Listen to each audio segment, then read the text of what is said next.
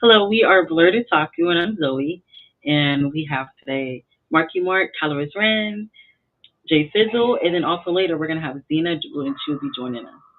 So today, so today we're actually going to talk about a con. It's going to be mostly like the con that was just this weekend, but then we're also going to talk about others and our favorite cons and things like that. So Jay Fizzle actually went to Blurred Con for this weekend. And how was it? It was fantastic. I definitely enjoyed it and look forward to it. So, bring on the questions to tell you so much awesomeness that I saw about it. Okay, so my first question, I know this is your first time going there, but when you look at it, how would you compare this con to any of the other cons that you went to? Perfect. So this is how I kind of dissected when I first went there. I was expecting panels and celebrities and opportunities to like get to know more about like anime or any other kind of like franchises when it comes to like cartoons and category stuff like that. I felt like what people called it. One lady asked before BlurCon started on a post on BlurCon was like, "So what is BlurCon? How is it?" And I'm going to describe it the way she said. I felt like it was more of a fan reunion for the Black community, for people to come together to network. It really wasn't your celebrity panels and you want to sit in and talk about anime. It was pure minority Black fun and had a lot of panels that consist of Black categories, but literally it was totally fun. I felt like I was at home with people that I don't even know. I was gonna say that's one thing I like, not always seeing the celebrities because other people have great ideas and you get to know different things when you're at a panel. So I thoroughly enjoy stuff like that as well. You said that it was like being at a family type thing going on. Was there, when you say that, did you see quite a bit of everybody dressing out? Were there people like me that just go just to look and stuff like that, or how do you describe the actual audience that you saw at this con? So there were people that was dressed up in so many different ways. There were people dressed up in anime. So you have your new anime, you have your old anime. So people dressed up as, um, you know, uh, Yusuke. People dressed up as Naruto characters. Like all the different types of different animes that were out there. And then you have as cartoon characters. You had people that was dressed up like Teen Titans. You have people that was dressed up. Um, I'm trying to think of like cartoons here that I remember seeing people dressed up as Superman. Um, and then you have people that was dressed up in like old school '90s cartoons. I took a picture of it. You'll see probably in the slides. Buster and Babs Bunny from Tiny Toons.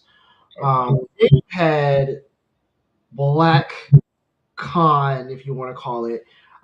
So you'll see the clips. You have people dressed up as different variations of Martin. My favorite one that I saw was the interrogator Martin, where he had the stuffed animal dog. But you had everything. You even had people who was very creative. So I walked by in my Naruto from the last movie, and a guy came up to me was like, "You should join our village," and it was a guy dressed up as like it was like the weed village or whatever it was. So people were super creative. It was very, I enjoyed it. Um, and the one thing I did love is that people did not hesitate because I know it's an issue in the community right now for anime. People did not hesitate at all to dress as whoever they want. Because it is addressed in the black community of, and it's only we're only the ones that get fault about it.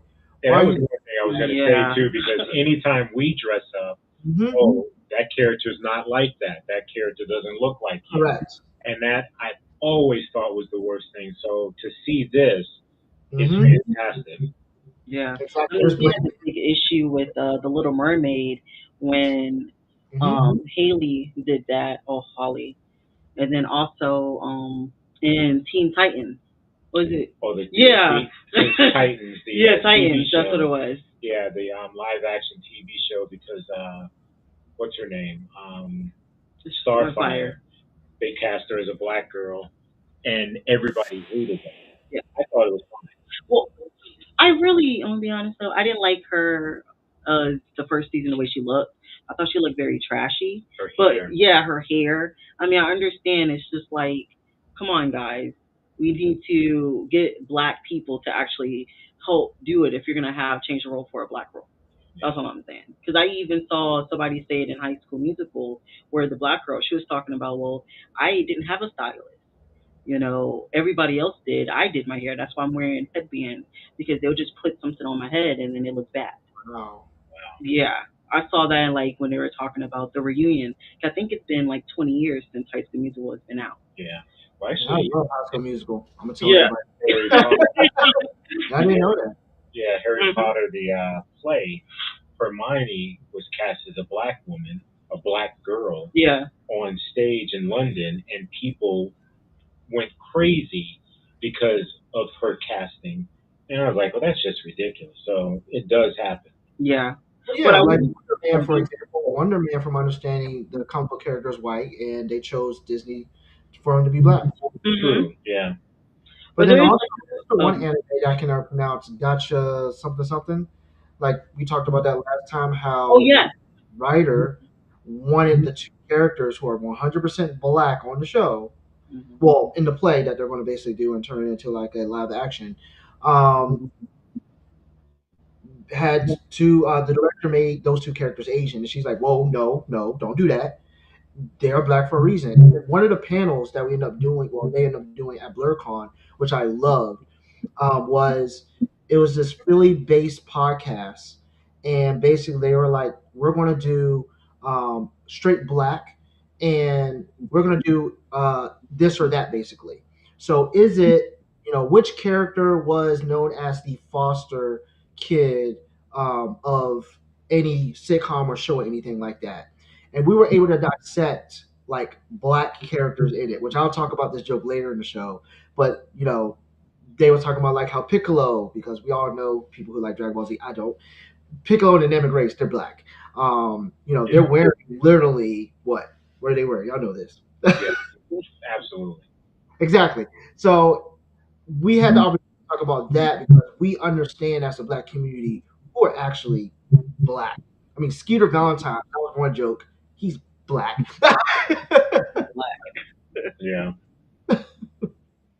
I was gonna say I did want to ask you about that because since the panels were so diverse, did you get like a program guide to tell you what panels were happening at what time, and were they were pretty much led by just how'd you say just individuals, or was there anything done by the people that run the con? So from my understanding, I believe it was ran like any other type of panel. So it was on the guide app.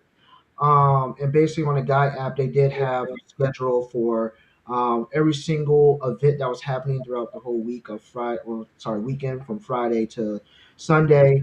There was a lot of people who were um, social media influencers to people who do black culture to, I mean, mostly any type of creative person that will be want to be a part of a panel. Um, I didn't get a chance to, but I know they did a panel for the Boondocks, so the writer was there.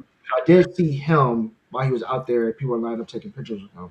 But it was run by several people. There was one panel that I ended up going to that I loved because I am getting an opportunity to go to Japan in July. And there was a lady, the panel was called, uh, what was it, Person Who's Been Living in Tokyo. And basically, she's a black lady. Originally, she wanted to go overseas to teach English for just the opportunity to do so because she was an English teacher.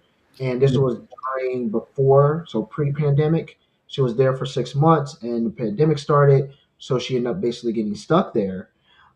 She ended up getting her visa for teaching. And then she just ended up staying there. And she's been there living for 6 years.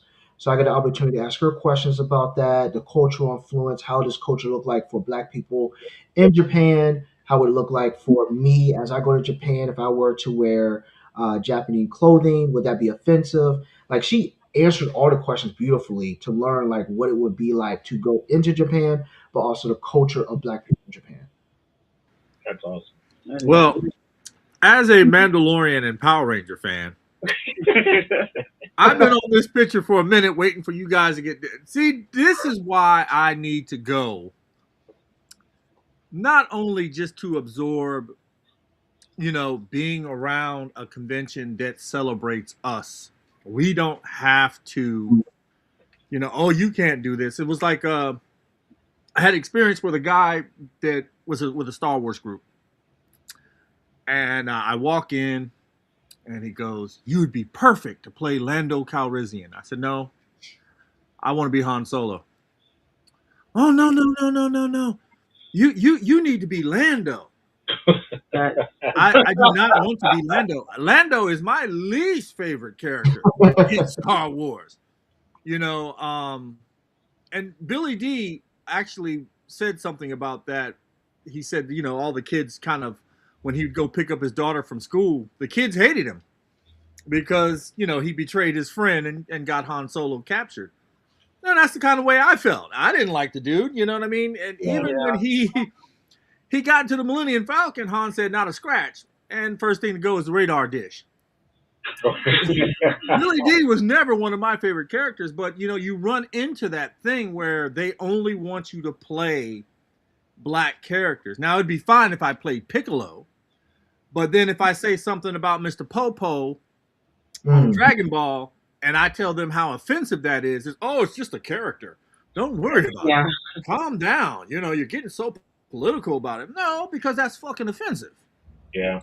That character is offensive. Mr. Popo? So to see this, and I swear to you, next year, I am going to go. If I've got to Uber there or take a train, I am going to go. Because this is one of the cons, and I just recently found out about 5 years ago. I found out about BlerdCon. Yeah, I was gonna say it's been about 3 or 4 years when I first heard about it. And it blew my mind. We were actually putting this type of thing together, and that's why I kind of, when I found that out, and then shortly after that, that's when Atlanticon over here popped up. Yeah. And that's about comic book writers, anime artists, people in the business, people trying to get into the business, you know what I mean? But BlerdCon is something I've always wanted to go to, and seeing that was just like, oh my God, I wish I was there. But thank God you got a picture, because that is awesome. Yeah. Look at that. Oh, man. Now that is tight. Yeah, there was a lot of people dressed up. Like, I'm even thinking about it now. Like, you'll see a picture, someone dressed up as in Bison, and it was dope. The way how he did the variation for Bison. There's what is it, Joker, which was the laughing what's it called? The Man Who Laughs. Yes, the Man Who Laughs. And I thought that was super dope. They did who from The Man Who Laughs? They did Batman? Yeah. Well, it's Batman, because that's. Look, you can't really see him. Let me see if I can. I can't zoom in on. Can you make that picture bigger? No, I can't. That's the thing. Okay. Because I didn't download them. But see the cursor? It's right there. Okay. He's next to the little Green Lantern dude and the Shredder. And there's Bane. Yes. I'm gonna have to look at it. Yeah, I'm gonna have to look at that one too. Then. Yeah. I was laughing at Blank Man. The one that I really love that you showed. And I have a video of Blank Man. I was like, "Say something, Blank Man." And he was like, "Where you at, G5?" It was just hilarious for like people to know like black comedy itself. And again, everybody's enjoying themselves. Like there's no type of discrimination. One person even said it was kind of joking. So the only celebrity that I remember that was present there that's big was Redman. And Redman actually had the opportunity. I'm not a weed smoker. I don't smoke. I did it in the past just for recreational experiences purposes, so no for science. And and Redman talked about the cannabis industry, and he talked about how like they're getting closer and closer in the alliance that he's with to make it more legalized for medical purposes. Just to give you a quick story, so It was this lady that was there. She ended up contracting brain cancer in her 30s, and she ended up having brain cancer twice. But she looked up in terms of the medical research of cannabis and started, using it medically. And she's now 76 and saying that That's she's, awesome. Yeah. alive and well and healthy. And although she's high all the time, she's alive, and that's what she was thankful for. Yeah. There was this other lady who was expressing how she was trying to find some way to allow her daughter, who was 8 years old at the time, to have a higher percentage of blood transfusion.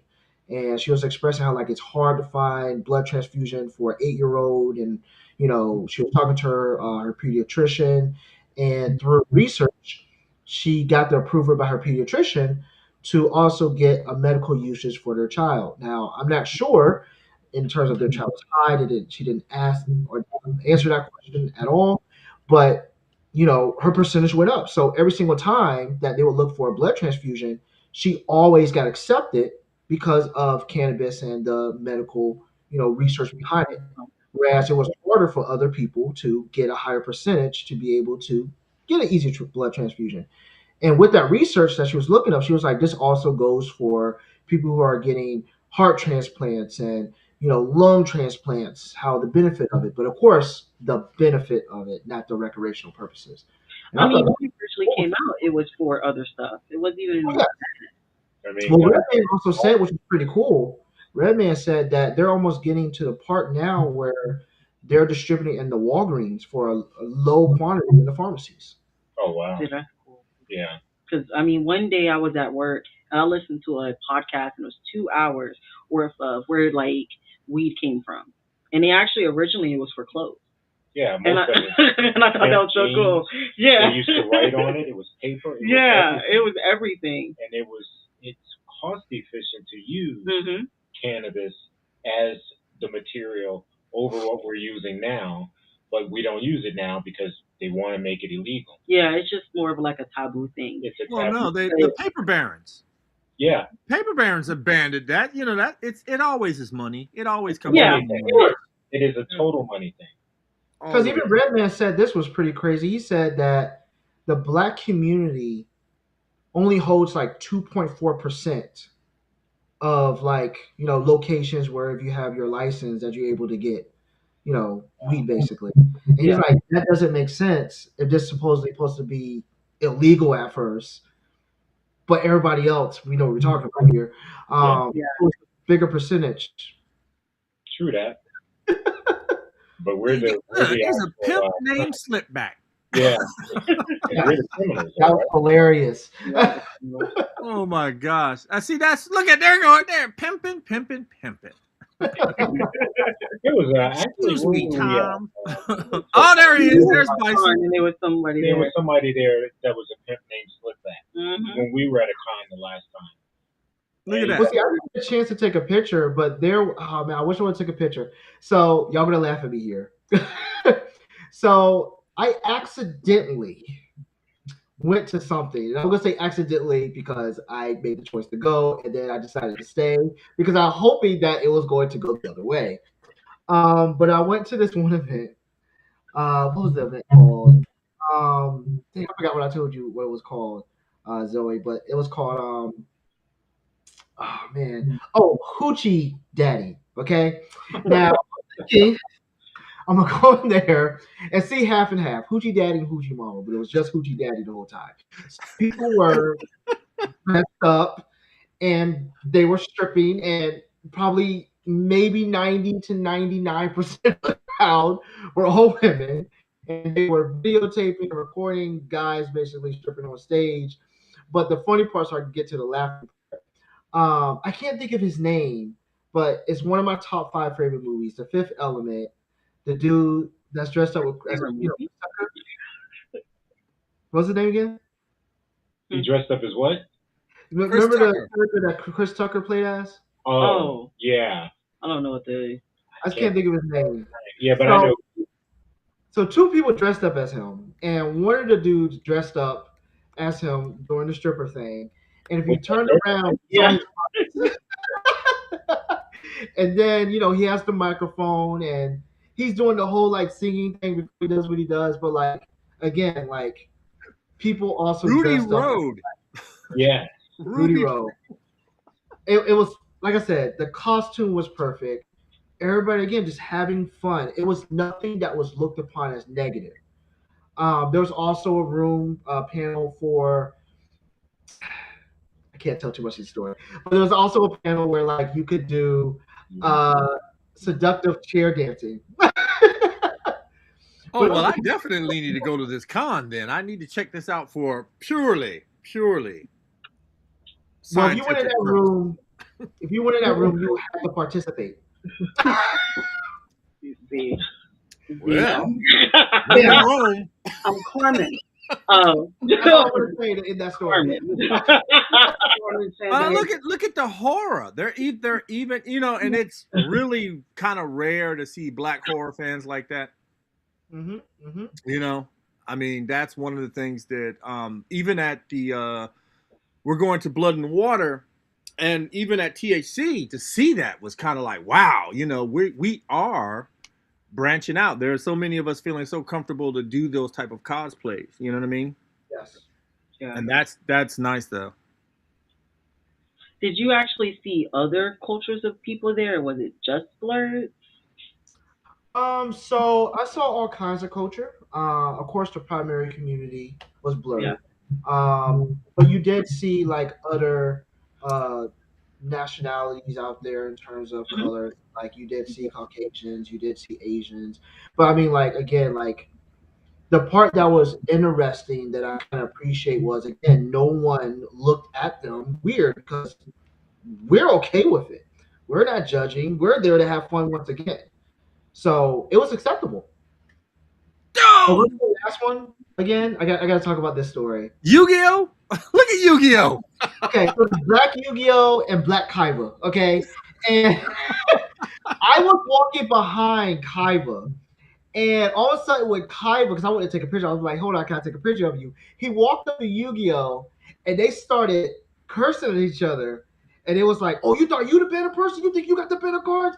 And as they're cursing each other out, they was like, "All right, let me give you a dude," and they pulled out their deck and they started like playing the game for like maybe like and That's then funny. Yu-Gi-Oh lost, which was funny. And Kai was like, yeah. And then he was like, I bet you I got better deck as you. And then Yu-Gi-Oh was like, what? My man pumped out the suitcase, pulled it out. I got like, I don't know if you want to call it maybe hundreds of these darn freaking blue eyes white dragon. And everybody's like, what you lost though, bro? It was hilarious. Wow. So stuff like that, like I said, it was fun because people literally enjoyed themselves. It wasn't everybody let's rush to the panels, let's figure out what's going on. It was just people networking, socializing. That's why I said it felt like a reunion. I don't know how many times I could tell you that I've been to raves. I've been to now uh, three raves here, well, four raves here in Philadelphia because I'm trying to join the community here, and I also have been to NACOCon raves. But when I say like those are purely like anime infused techno, that type of like music like that. Literally, the rave at BlurCon was just straight black music. There was like anime music here and there, but when I say that I felt like a family reunion, they played every family reunion song. So Oh we were man. doing the electric slide, we was doing a cubic shuffle. They had it in the main rave room. They had it in the outside floor near the gaming. It was literally a family reunion. I loved it. All right. I like the picture you said earlier about Yu-Gi-Oh. That used to be my show, and to see the guy with the the actual disc that they played with, that's awesome. That is so cool. He lighted it up, so kind of like Yeah, made a little black. that was my show. I've watched every episode of that twice because I absolutely loved Yu-Gi-Oh. I'm the funny thing about that is like Bishop came over with those cards, and I guess he thought that I was going to be like down to play it. I played it, I beat him. Then he would not leave until he won, and I think by that time, uh, my daughter started kind of floating in and out of Yu-Gi-Oh type of stuff, and the uh, the blue eyes. I remember that dragon being the thing, and then I watched the episodes. And the only thing is, that whole monologuing thing that they do when they're playing the game. Yeah. But I mean, I get it. We had what is Ash Ketchum, so you know what I mean. They had to have their little thing, but I would say for me, Yu-Gi-Oh was definitely the cooler thing versus Pokemon. Yeah, I Oh, for never sure. did Pokemon for some reason, but I loved Yu-Gi-Oh. Yeah. All right, because the once they finished the story, I tried to do the other show and I couldn't do it. Yeah. Oh, pause on the last picture. This one. I'll let Marky Mark finish. No, the picture before that. I gotta Yeah, make a I was just gonna say the one that they did where they were in school for playing, and I was like, yeah, this was stupid. So I didn't watch it because they went to high school or college to play the game, and I'm like, this is crazy. No, I So stopped at the original. I couldn't do anymore. yeah, that was it. I only did the original. Is that Frieza? Well, I'm gonna laugh at this one. So it's Gold, Frieza, and Vegeta, and there were a couple, and Vegeta had to follow Gold Frieza because every time Gold Frieza would walk around, he'd be like, "Look at me, I enslaved a monkey." Oh, good lord!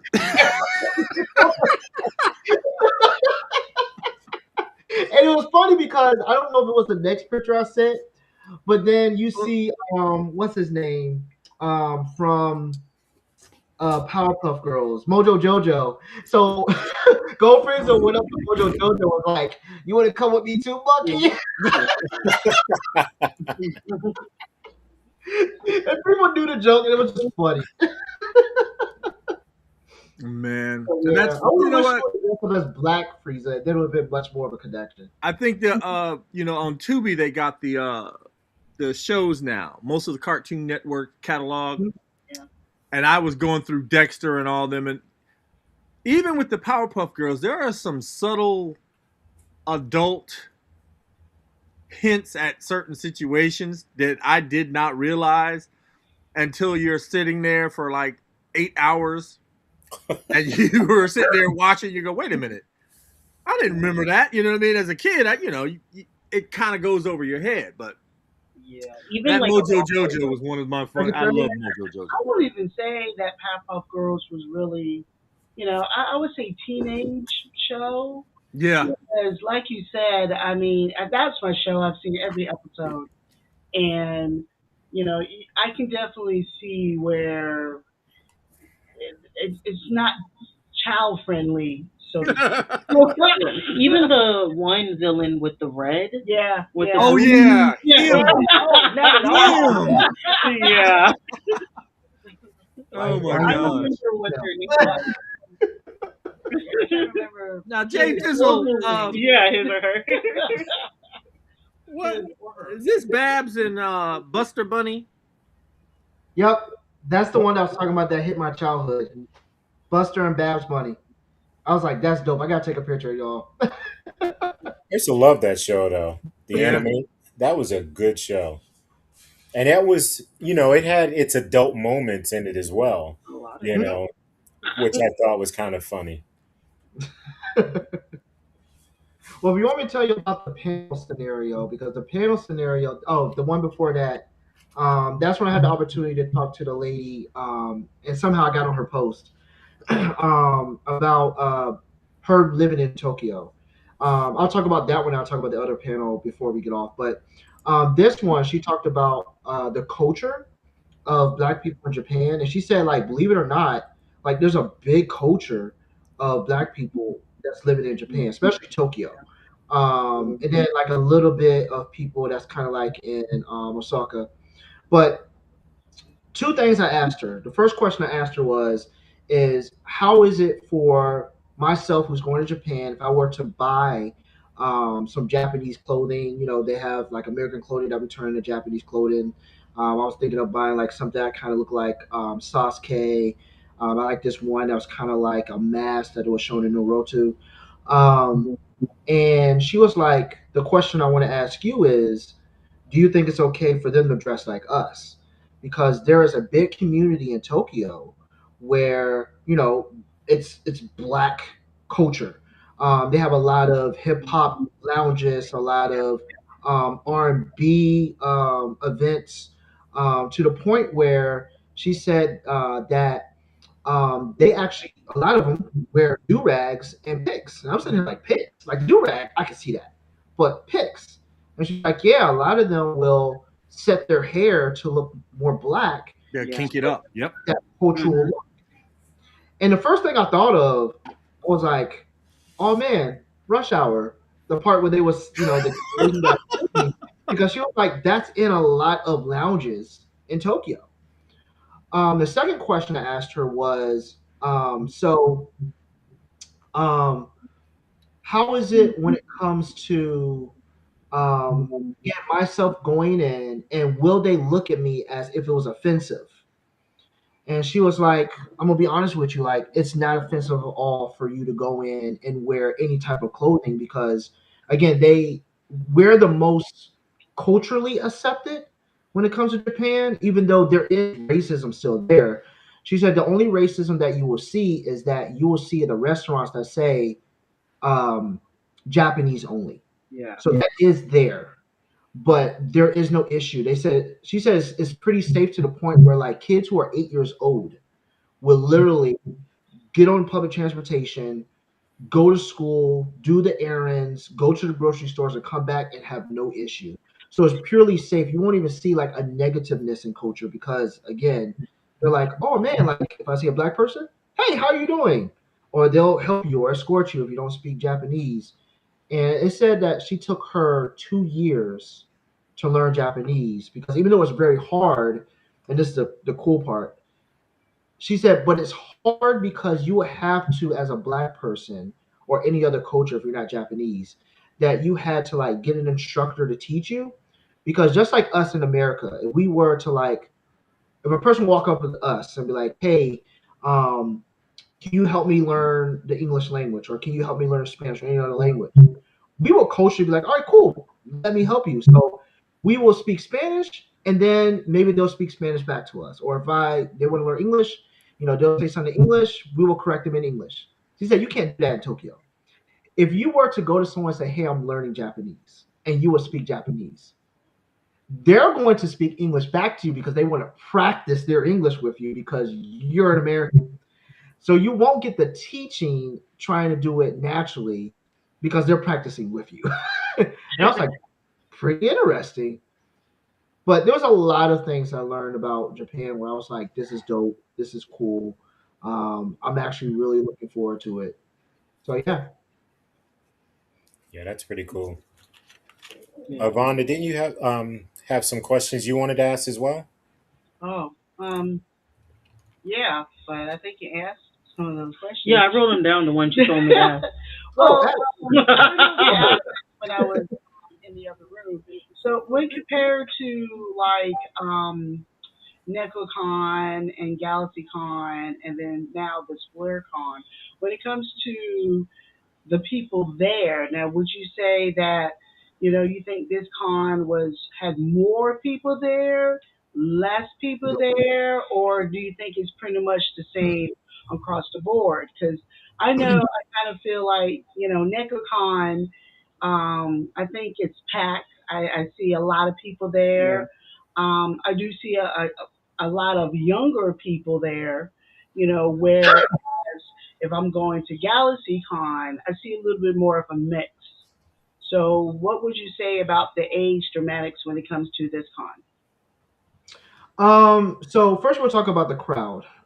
So for one, and this is the joke that was made, they started this BlurCon 8 years ago. So this is the eighth one. And they expressed how they kept the same location. which is I cannot pronounce the hotel name, Hyatt. I'm going to spell it out because I'm not good at pronouncing names. And they had the same location for now going on 8 years. Um, and because it's in this hotel, imagine black community here, a bunch of black people congregated in a hotel. It was very, very hot. So the atmosphere and the environment was hot and humid.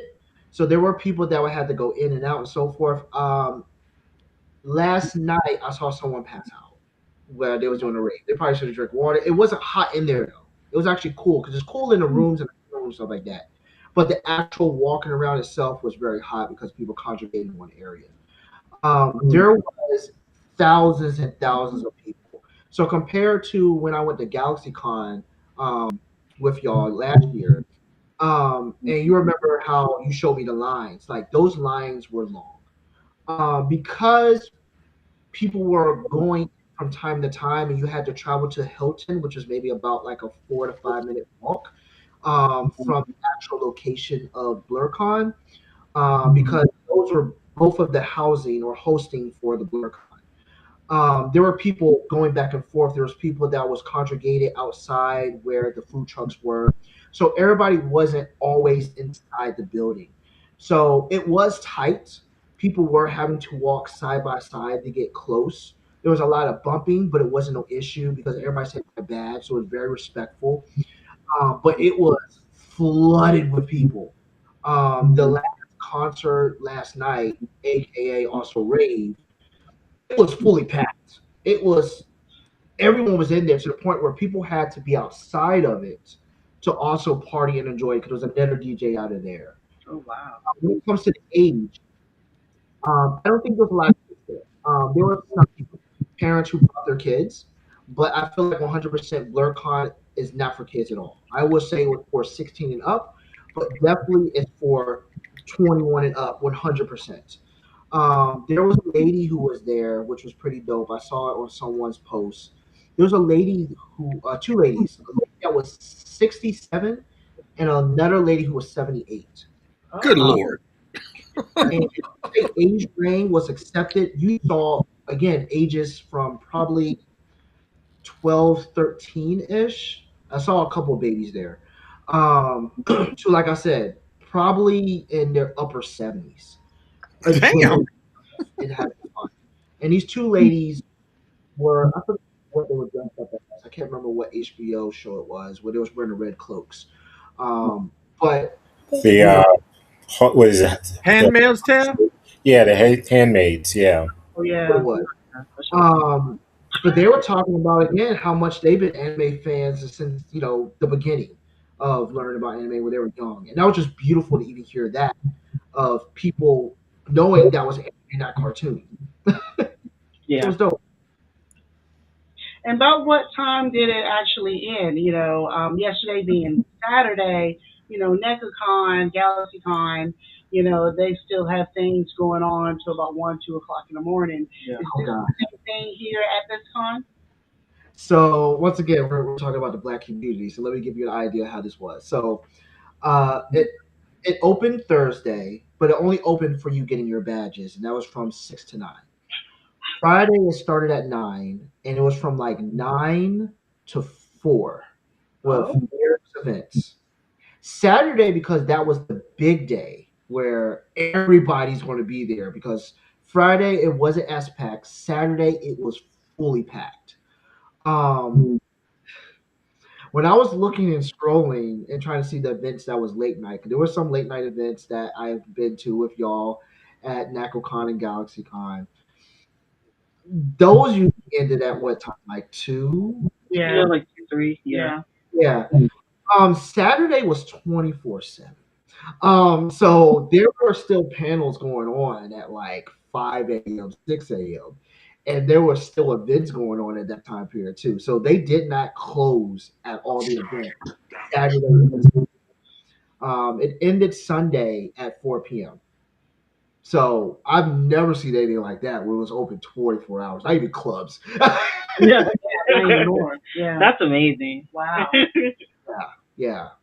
Now, did you stay at the hotel there, or did you do like how Mark and I usually do? We branch out a little bit and just get a hotel that, maybe is about 15 minutes away just because of the price. So I stayed at a hotel that was about 8 minutes away drive. It didn't feel like 8 minutes; it felt like 6 minutes, to be honest, because the roads were clear.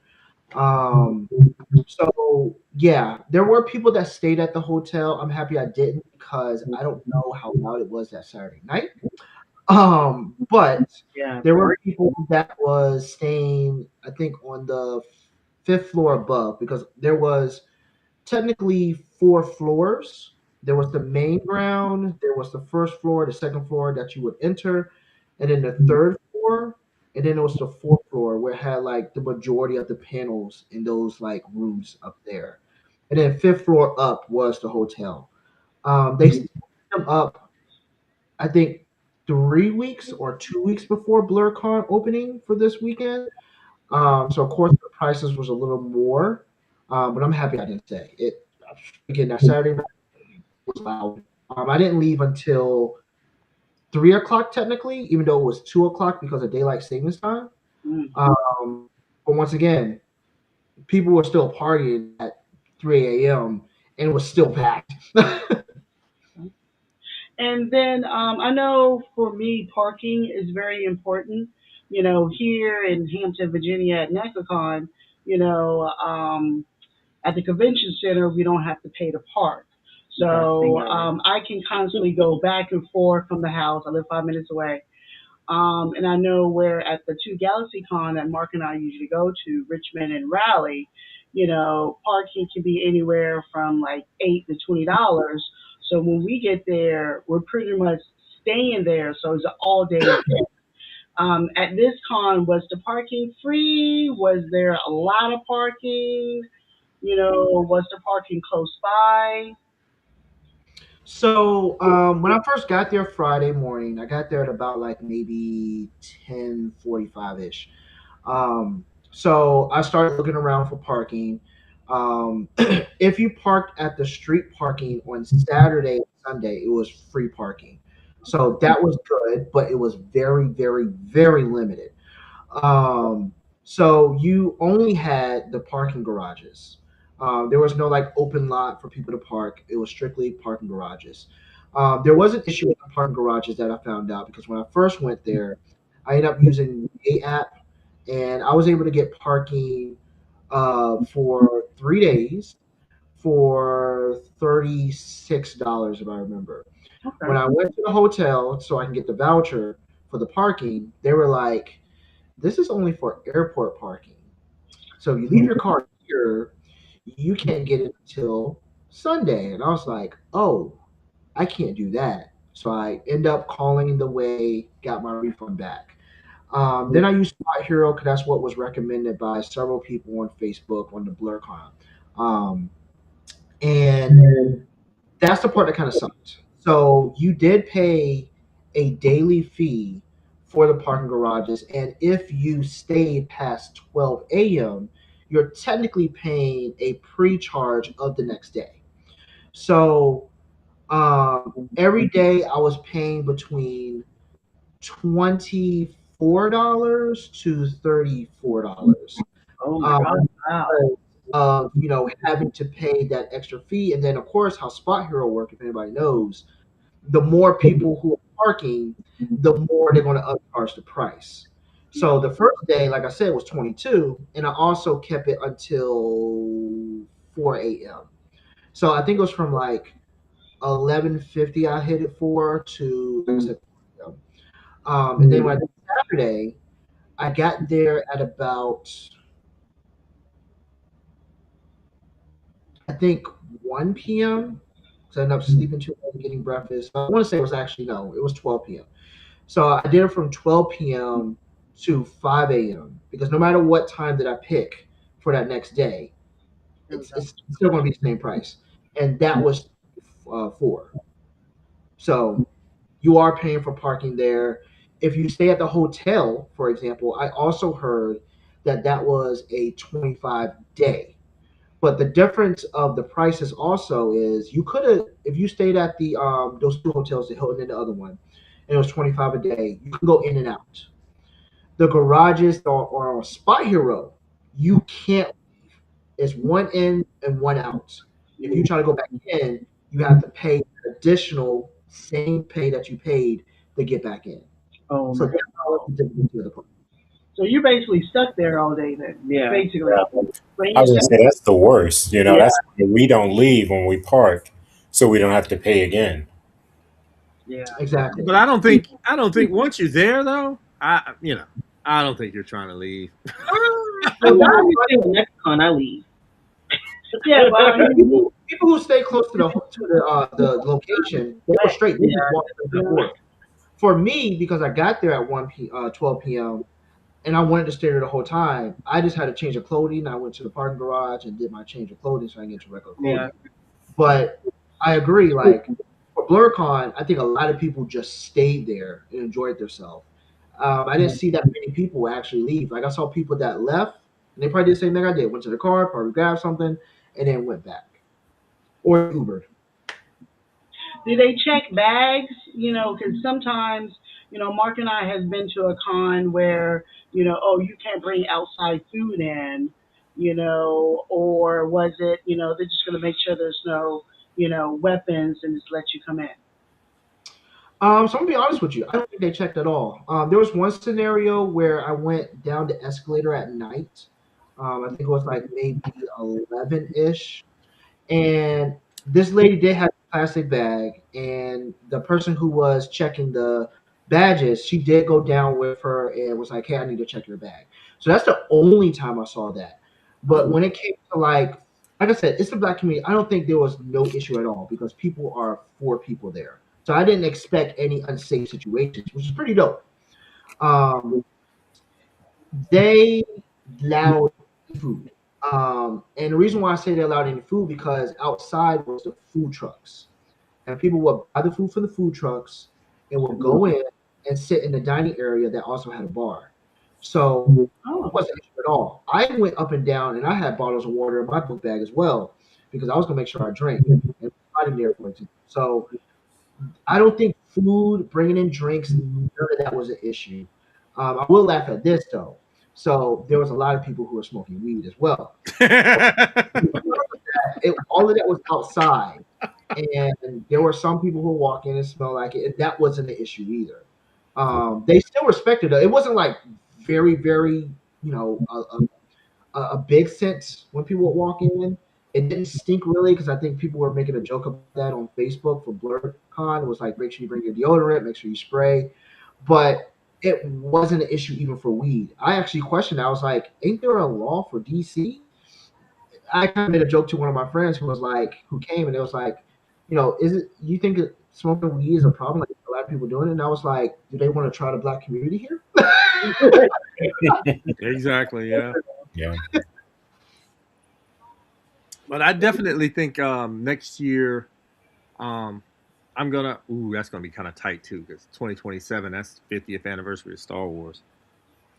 It's a Well, they already lot. announced it. They didn't announce the dates yet, but next year is going to be wrestling themed, is what they're doing. Oh my Yeah. God! Can you imagine Nation of Domination? How many rocks there gonna be? There might Yep. be a few Hulk Hogan's, but I doubt it. But I'm curious how many people are going to fuse wrestling with cartoons and anime and use those type of characters. Like, is people going to dress up as King from Tekken? Is people going to dress up and just making a joke? E Honda. Like, Oh how many yeah. people are going to be creative and making these wrestlers? Because there's, like, there's cartoons and anime wrestling. I don't remember what that cartoon was, but it was like It was the Hulk Hogan cartoon. who it looked like anime, and he was also like a wrestler, and he would have wrestling events to beat the boss. Or So what I'm about just curious how creative it's going to be. Lucha Libre? I think. Yeah, Lucha Libre. Yeah, I Yeah. was thinking that. Yeah, Yeah. yeah, Where he had like the ball head and it kind of rubbed Yeah. like this. yeah. Yeah. Well, so I'm curious of that. But it's gonna be dope.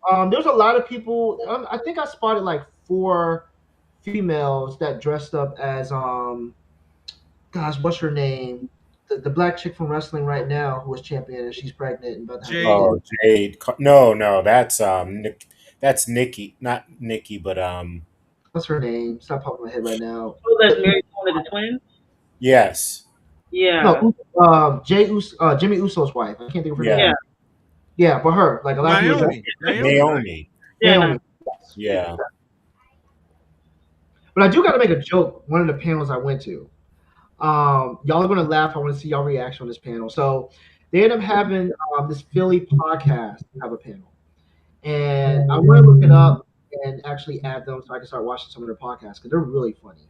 But their podcast is based off of black community about any topic, but they talk trash, the good and the bad about it, and they don't like censor it at all. They say it's not a kid show; it's strictly for adults, 21 and up, and not even 18. It was like we're gonna talk about drinking and weed and all that stuff too. So um, they did several like panels about it. It was like what's your best or who you think is best or what's your favorite, and they did two of them. I'm gonna make this the one joke real quick, and I'm gonna get into the funny one. But it did one based off of what is the best black family cookout dance. And everybody knows this answer. What's the answer? That's gonna be the electric slide. That's what everybody does at it. Correct, the electric slide. And one person did like this Boston dance because someone already selected electric slide. Someone did the Cuban shuffle. And then this person from Baltimore said this one, and he made a joke about it. He was like, is anyone here from Baltimore? And there was like maybe like a good like 8 or 9 people. And it was like, every other black person in the world don't know what the heck you're talking about. And you need to just throw that out of there. Never say that one ever again. I don't remember what it was, but I never heard of it either. And that was just the funny part about it. Where we're like, we got to learn more about black culture. But Baltimore, what are y'all talking about? But here's the one that was funny that I loved. He did. Um, who do you think would be your best black foster child in anything? So people were thinking, and then like one person was like Skeeter Valentine's. Immediately I was like, yes, Skeeter Valentine's 100% because have we ever seen their parents? I think we only seen them one time the whole show. Another person was like, I'm not going to do the foster child. I'm going to do the uncle. So I'm going to do Piccolo. And everyone's like, yep, Piccolo. We can see that. This random female was like, I got one for you. Chucky Finster. Everybody was like, what? Seriously, that's all y'all. Like, what? And she was like, hold on. Let me explain. So the guy was like, you're already lost, but come up here. We want to hear how you think Chucky, the whitest kid in Rugrats, is considered black. But Redhead stepchild. so the funny part, here we go. All three are on panel stage, and immediately he was like, "You're last because we don't want to hear anything from you about Chucky, but we'll give you a chance. But I'm going to give you less time anyway, so you're going to be last. All right, first we're going to do Piccolo. So 3, 2, 1, Piccolo. Now he started off by saying, "What race do you know in the whole Dragon Ball Z that is rocking that much drip?" He rocks his drip day one, takes it off to show himself off. And then the last, transformation, he's straight gold. So he's already sparkling, wealthy, and everything. They're actually the race that holds the Dragon Balls. Now, I didn't want to make a joke about that because they actually was enslaved to create the Dragon Balls, if you know about the whole Frieza saga. But he was like, yeah. He was like, and because he's the ultimate unk, he's the one who actually ended up fostering Gohan when Goku died. Think about it. Black fathers not in their lives, and somebody takes over the child. Then he ends up leveling to the point Yeah, where Gohan took over Piccolo's style and started also wearing the drip. So he was like, what other race do you know that holds a whole planet and they all rocking the same drip, have different variations of it, and actually end up moving the culture over to her. I And that's true. was like, fair game, fair That game. is really true. Yeah, that Yeah. is so true. Then they went to my man, Skeeter Valentine's. Immediately, he said, I'm going to start off by saying, we already know he's black. He's the only blue guy up there with the dark skin. Other than Patty Mayonnaise, we know she black too. But we automatically knew that he's black because of his color. Now, how many times have he interacted with Doug? He's his best friend, right? So he's his black best friend because Doug, he's trying to learn culture in the new place that he's at. Yeah. So Skeeter Valentine's taught him the history and the style of music. Yeah. Killing Tofu, the beats. He taught him how to bang on the trash can. He taught him how to make beats, how to rap. Like this dude was the ultimate black friend to the point Killer where he tofu. also had drip. He wore sweats. Just think about it. He wore sweats and he had drip. I don't even need to get into the skateboard thing. I'm going to talk about one last thing and I'm going to be done. He said, "What other person on Doug has a hairline?" Damn. Never thought about it like that. So it was funny. Then we got to Chucky Finster. He was like, "Come up here. This show is about trash. We know that your comment is going to be trash. I'm not even going to count down for you. 2, 1, go ahead and start." So she said, "Let me start off by saying, I know what y'all want to say, but I'm not going to say it. I'm going to tell you why Chucky is considered black." He said, or she said, "What friend do you know that's going to automatically say, I don't think we should do that, Tommy. No, Tommy, we shouldn't go there. You do got your black friend that does that." Then you got Chucky that's saying, "Nah, I'm not going with y'all. I'm going over here. I'm staying over here." And then you got those friends that will trick you into going. And as a black person, what do you say? "Oh man, I ain't want to go. Why you got me?" Yeah. She hopes though, Yeah. but that's what I liked about work. It still was acceptable, even though we made a joke about it. We knew the blackness behind these moves and these jokes and these personalities. It was dope. Yeah, I will have to say though, one thing about we were talking earlier about certain characters, they will say if you're a ginger, then they actually turn them into black characters now. Oh So I, wow! Because somebody made yeah. a joke about that. They was like, Chucky's gingered, and they was like, yeah, he was the only one that had different type of hair, other than like the newer people that came on later. And we're talking about like the original Rugrats with the 5, I think it was. Was it 5 or Oh, 4? It was 5 if you want to include Angelica. They Telling did it, Dorothy Jimmy about her Olsen. little black friend. Mm-hmm. yeah, Yeah. Jimmy Jimmy Olsen. Carmichael. That's my favorite show, Rugrats. And then when they add Kimmy, the Asian girl. Yeah, when they brought him in later on. Yep. Yeah. So But yeah, overall, I recommend for everybody, and I'm gonna straight up say it on the show, of minority of color to like go for the culture, go for the fun. I again Blurred. I feel like it was more of networking and the whole like black community coming together and having a family cookout with every type of minority that was there. Again, it was also welcome for all cultures and all ethnicities. So even like Caucasian people, they were not offended for being there. They did not show any disrespect. Um, at the same time, it was accepted. We all had fun. We always danced on the floor, even when they did like their at the raves and they did their circles. Like again, every single person of color, and I even include this with cultural white, Caucasian white, they danced in the middle, and there was nothing wrong with it, and that's why I like. Yeah. I believe that there probably are cons out there that show some form of racism and whatnot. It was not at all shown. Well, that's a wrong place to go. Is if that's the case, because it kind of sounds like this con. It didn't matter age, as you said earlier. It didn't matter your ethnic. That you just having a good time. Where sometimes, some of the other colleges I've been to, the large ones or even the smaller ones, being, a black female, I look for ignorant people, and sometimes, you don't see it, and Yeah.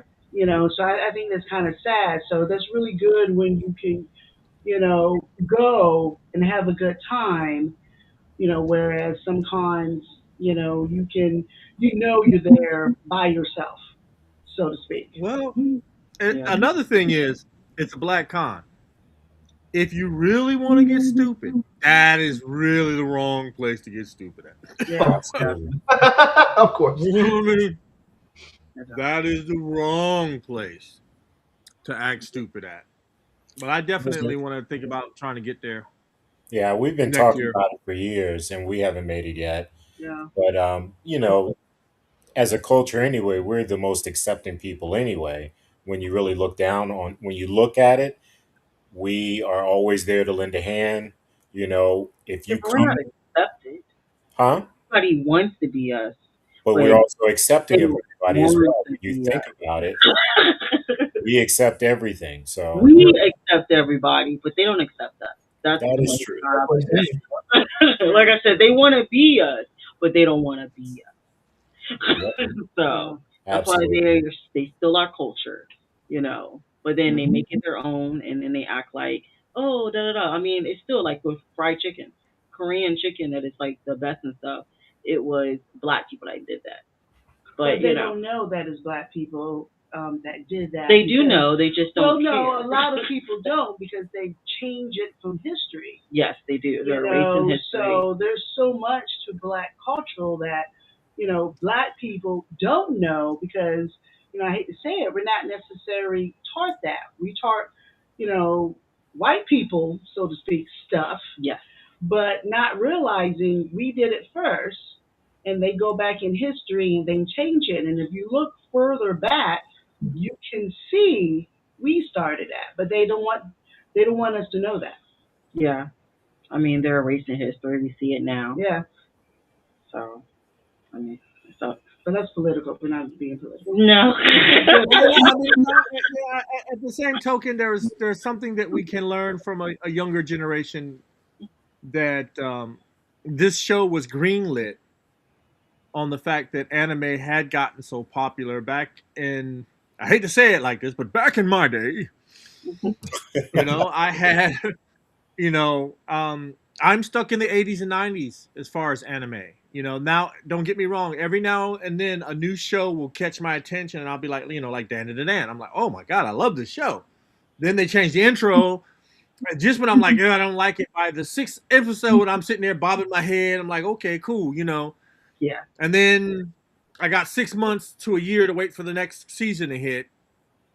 But culturally, it's something that we all vibe with. We vibe with that the style of anime that Japan brought to us. Because I'm telling you, when I saw it, it blew my mind. I'm like, we ain't got cartoons like this. F the Flintstones. Give me some of this. I want more of this. Um, Hmm. and now they embraced our culture over there. There were certain things. I mean, I loved anime so much. I took Japanese in college. 2 years of Japanese, and you know what I mean. I was going. I was dead set on going, but then I fell in love, and it didn't happen. and once you get married, she ain't never letting you go to Japan, especially by yourself. So it ain't never gonna happen. But it's one of those things that culture brings all of us together. And thanks to you, Zoe, I'm every Saturday or every Friday, I'm here running through, especially Netflix. I'll run through Netflix real quick to see what's new, anime wise, and I'll give it a chance. I watched this school rivalry thing where the kid had to be the best. It got a little mm, too kind of the guys were a little too friendly with each other, for my I taste. mean, and a boys' For them school. to be these hard fighters, but they Yeah. were a little too friendly. But I enjoyed it. And that's the whole thing, to enjoy that. So then you get this whole culture of people getting together, partying all night long because now we have a safe space. And again, for those of you who think that that's something that, you want to F around and find out, please don't bring that there. Please don't. That is not the place for you to be doing none of that mess with. Because I'm telling you, it's so great to see that. It's so great to I'm so excited to want to go to something like that. You know what I mean? Um, and we got Rob saying what 80s culture. Yeah, that back then that I mean we just had so much um, stuff that blew our minds. We were on the brink of what nuclear war. We thought that they were going to drop the bomb any second. You know, back in the 80s, it was so crazy, and now here we are seeing all these new animes that are popping up and all these new things, and now there's a con where we can go express ourselves freely, be welcoming, let everyone in, and enjoy yourselves and have a good time. But culturally, we are the most copied culture on this planet, whether people want to admit it or not. Yeah. And then they take what we say is hip and they start using it, and then we move on to something else because now they've got it and they've dirtied up this word. I've said it before and I'll say it again. Woke is not what you think it is. Woke is not even tied to DEI. But they've taken that word, they've adopted it, and they use it wrong, and they use it wrong for a reason. Yeah. Because they want to keep us asleep. Mm-hmm. So I mean, DEI is not that's even. why. Yeah. Right. Yeah. History. Yeah. Yeah. But again, this is a great time to celebrate anime, and that's what we're here for. Blurred Otaku, anime experience, the food experience. I had chicken katsu today. Loved it. Worked in a Japanese restaurant for 2 years. Loved that. Learned how to make sushi rice. I love it. It's just one of those things. So keep putting out the content that you put out. And I like the fact that there are still young people out there that are critically thinking and not just absorbed on their phones making TikToks. So thank you to that, to you and Jay Fizzle, and of course you, Zoe, for coming on the Cosmic Portal and putting this on. But Jay Fizzle, I'm telling you, you keep going to these cons, man. Because I want to see more. That Power Ranger Mandalorian was enough for me. I was like, that's what I'm talking about. I got 4 that I'm already set to do. So yeah, going to Galaxy Con. After that, going to the Philly one. After that, I'm going to the New York one. That's in September. No, sorry, it's in August. That's the big, huge New York anime, and then of course NACOCon. I was looking to try to do more, but it's getting a little costly. Yeah, definitely. I'm going to do NecoCon this year. I missed it last year, so I have to be there this year. Especially now after seeing that was enough for me to make me go, yeah, I gotta go. I have to go. I have to see it. We've branched out here at the Cosmic Portal so much, and now we got Zoe doing her thing. Marky Mark and Vonda have been doing theirs. Now we got the Star Trek group. Now we have Blurred Otaku. We have the Blerds. It's just getting crazier, and I can see something else popping off. But it's just great to have this type of content out there, having all of you go out into these cons and bringing all that content out here and then sharing it with everybody. So I'm impressed and I am amazed and I am thankful for all of you, even though there's one of us that doesn't like the cosplay that is here. Yeah. I mean, we're all like, I'm guessing. I have no idea who you're talking about. I am cosplaying. Look, if it wasn't for the fact that Oh, I will say this, because this would have been dope for you like to go. But they also have someone that I also watch on IG. I can't think of her name, but she actually does like lightsaber training, but she does it like to the par. Like they have the whole movements and everything. And she also had a panel there with her two partners that they all I really saw did. that. I And saw that. I saw man, that, and I was really interested in seeing what they were doing. well, it was pretty dope because they also went to the rave.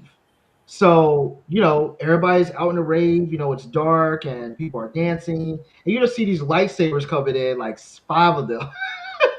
And they just start twirling and they're dancing, like, with the lightsabers. Again, it was dope. Dope to see all of that in one. Yeah. Mm. I mean, what other cons you going to go to where you're going to see lightsabers in a rave moving around? And, It was, and and people dancing to the beat of the music. oh, I was cool 'cause Redman ended Yeah. up performing like four of his songs, was pretty dope. But I also got to make a joke about this. I didn't get a chance to take pictures of it, but there's like a little video out there. I'm going to say his name so that y'all can laugh. Well, not laugh. I respect him. Um, but his rapper name is Jen Warner, GenWunner. So this guy, if you look him up on IG, I showed it to y'all. He dyes his hair as a Pokeball because his albums are Pokemon references. I'm not gonna say too much because I thought it was weird and awkward at the same time. But he did purely rap songs based off of Pokemon names. So if you won, um, he had a song that based off of Blastoids, and I can't remember the lyrics in my head. I said it earlier, but it was like something something blast off, something something blast off. But in the lyrics of the song, we're talking about rap these days. There were words used.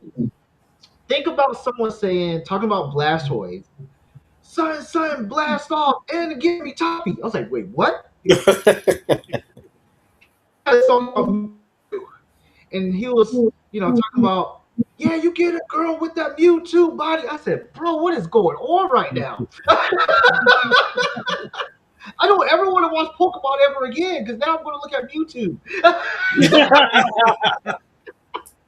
But it was dope. Again, like that was acceptable. Like it wasn't a lot of people there because there was another party that was going on that you had to pay $100 to go to, and so like I know a lot of people went to that thing, and the tickets are getting sold out, which is kind of sucks. I wanted to participate just to see what that was, but again, having a concert, a guy rapping about Pokemon, using like the crazy new age rapping, and he was flowing with the crowd. He had the crowd go out of the room, back into the room, which was so dope how he actually did that to bring more people who was outside into the concert.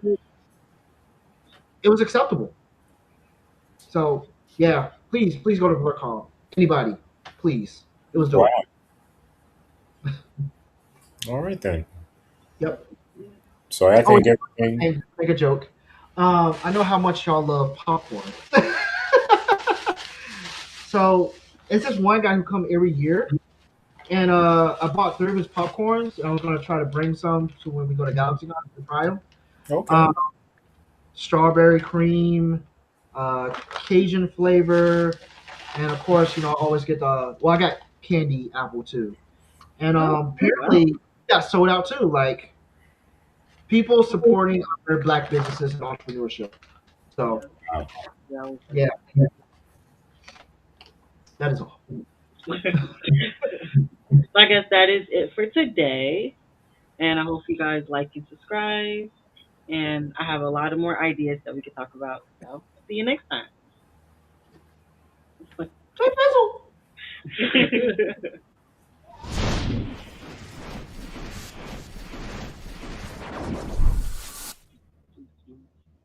Mhm. Okay, babe.